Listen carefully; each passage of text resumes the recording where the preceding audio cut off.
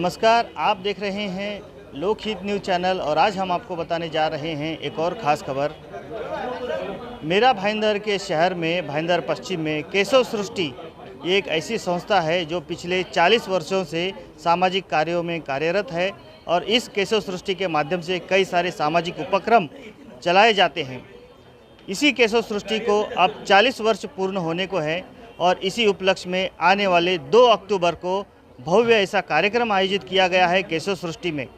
इसी बात की जानकारी देने के लिए आज भाईंदर पश्चिम के सदानंद होटल के इस हॉल में एक पत्रकार परिषद ली गई थी और इस पत्रकार परिषद में केशव सृष्टि के कई कार्यकर्ता और पदाधिकारी यहाँ पर उपस्थित थे और उन्होंने इस कार्यक्रम के बारे में जानकारी दी।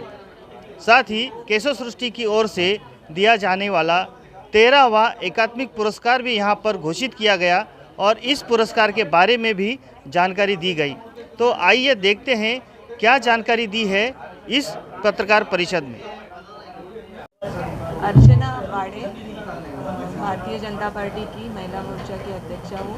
केशव सृष्टि पुरस्कार समिति में सदस्य हूँ। 13वां केशव सृष्टि पुरस्कार सुचिता बंसोड़, ये चठारपेट अकोला के मल्टीपर्पज़ एकवीरा मल्टीपर्पज़ फाउंडेशन संचालित बाल विकास केंद्र की जो संचालिका है उन्हें घोषित किया गया है। कर्णबधिर बच्चों के लिए सुचिता बंसोड़ और श्रीकांत बंसोड़ ये दाम्पत्य अग्रसर काम कर रहे हैं। उन्हें एक प्रशिक्षण का स्कूल उन्होंने शुरू किया है जिससे व्यावसायिक स्तर पे बच्चे बोलना सीखते हैं, ना सिर्फ बोलना सीखते हैं बल्कि जो अपने धर्म में या जो संस्कृति में श्लोक है,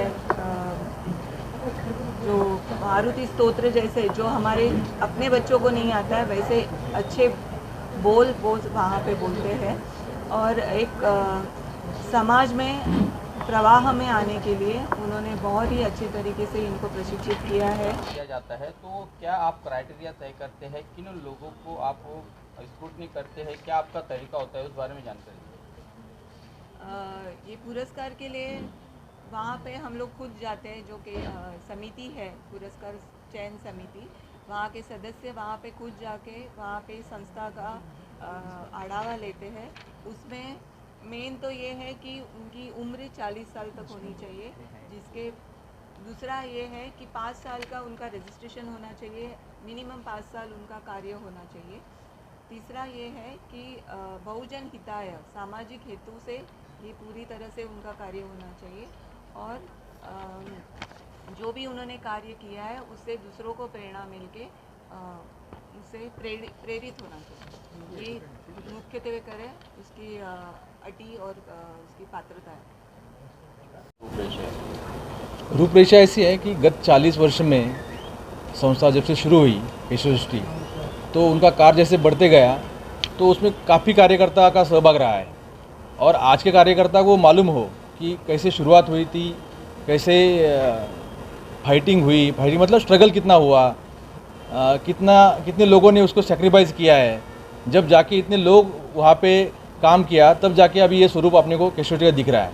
तो ये आज की पीढ़ी को वो जानकारी उसकी हो, इसके लिए उसका एक रोड मैप जैसे हम प्रोग्रेस मैप जो है वो बनाया गया है कि 40 वर्ष का शुरू से लेके आज तक क्या क्या हुआ, जो प्रमुख घटनाएं हैं उनका प्रेजेंटेशन उस दिन किया जाएगा, जो कि आज के कार्यकर्ता को मालूम पड़े कि ये कैसे शुरू हुई थी और कहाँ तक बढ़ी हुई है। और जैसे मैंने कहा कि राष्ट्रीय स्वयं संघ के सह कार्यवाह है जो है अरुण कुमार जी, उनका मार्गदर्शन भी उस टाइम मिलेगा कि वो बताएंगे कि सबको मोटिवेट करने के लिए कुछ बातें होगी कि आगे इतना बड़ा है और कितना बढ़ना चाहिए, समाज के आपने कितने काम और बाकी है और कितनी जगह हमें पहुंचना है, जो हम कोशिश करेंगे क्योंकि हम जानते हैं कि समाज में इतने काम है करने लायक।